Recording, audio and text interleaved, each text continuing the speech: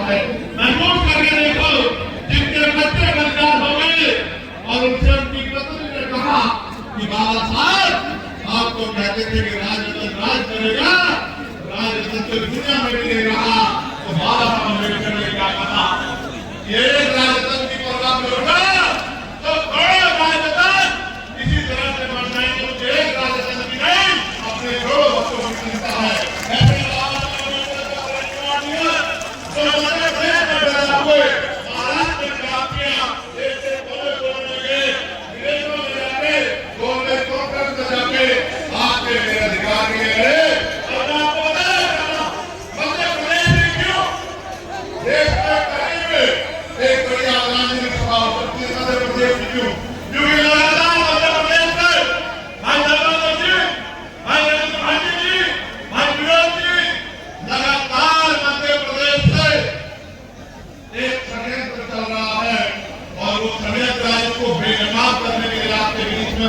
ये वही उत्तर है जहां कभी पहले हमारे भाइयों पे हमला करने की जरूरत नहीं है। ये वही उत्तर है। मैं बात बताऊंगा, हमला करने वाले भी हमारी ताकत को जानते हैं, वो बेवकूफ नहीं है, हमारी ताकत को जानते हैं, मुसीबत लोगों को जानता। अगर एक जोर से आवाज लगा दे तो भाग्य बन जाएगी। मैं इस बात को भी जानता हूँ।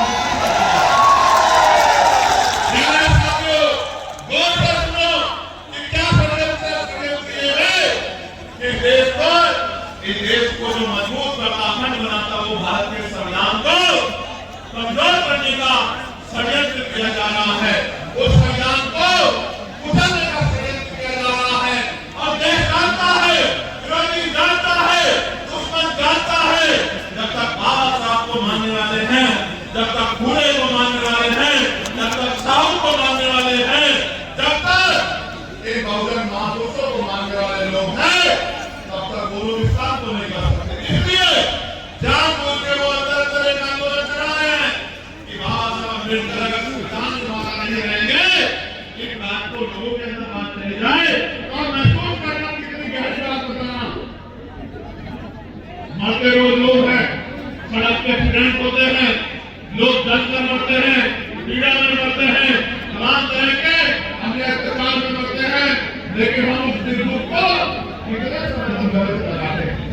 हम उस लोग को कितने देर तक याद रखते हैं, हमें उसकी पीड़ा कितनी देर होती है, इस बात को समझना पड़ेगा मेरे साथियों। वो जानते हैं अगर इनके मन से बात निकल जाए कि बाबा साहब अम्बेडकर संविधान बनाता नहीं है, तो अगर कल हम संविधान को बदलने की कोशिश करेंगे तो ये लोग चुप हो जाएंगे, क्योंकि ज्यादा देर ये दुख नहीं रख पाएंगे। और जब तक ये बात इस देश के ज्ञान पर लिखी है, इस देश की छाती पर लिखी है कि बाबा साहब अम्बेडकर संविधान निर्माता है, किसी की मां ने दूध नहीं पिलाया कि वो संविधान को संविधान के प्रति है उन भावनाओं को परिवर्तन करने के लिए आंदोलन चलाया जा रहा है। हालांकि ऐसे आंदोलन से होता नहीं है, कुछ नहीं होता है। ये आंदोलन आज नहीं बना, ये तो 1980 के पहले जब तक माननीय काशीराम साहब उनके साथी सड़कों पे आके समाज को जागरूक कर रहे थे, उससे पहले भी बाबा साहब को इन्हीं शब्दों से अपमानित करने का काम देश के नेता करते थे। चाहे वो कोई भी पार्टी के लोग रहे हों, किसी भी संगठन के लोग रहे हों, ये वही भारत है जिसमें बाबा साहब अम्बेडकर की सब यात्रा निकाली गई कि वही भारत जीतेगी। बाबा साहब अम्बेडकर को अपमानित किया गया, इतना पढ़ने के बाद, इतना ज्ञान हासिल करने के बाद और देश को संविधान रूपी शक्ति देने के बाद उनको अपमानित किया गया। अंग्रेजों के साथ जोड़ के उनके विरोध में जाति के आधार पे मैं आपको बल्कि बताना चाहता हूँ, ये देखिए मेरी बात पे गौर करना। महाराष्ट्र में नामांतर आंदोलन चल रहा था।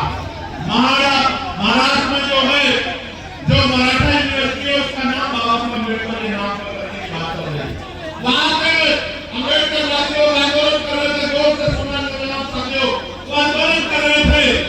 79 में गोलगढ़ गली कई नौजवान शहीद हो गए, सरकार ने नाम नहीं बदला, सरकार राज नहीं थी, लेकिन इधर काशीराम साहब गांव-गांव जाके एक उत्तर प्रदेश, मध्य प्रदेश, बुंदेलखंड के अंदर, राजस्थान के अंदर पंजाब के अंदर, हरियाणा के अंदर बाबा साहब के विचारों को लोगों से जोड़ने का काम करें। एक ऐसा समय आया कि वह नामांकन का आंदोलन चल रहा था, शरद पवार की सरकार थी, और दूसरी तरफ यहाँ उत्तर प्रदेश में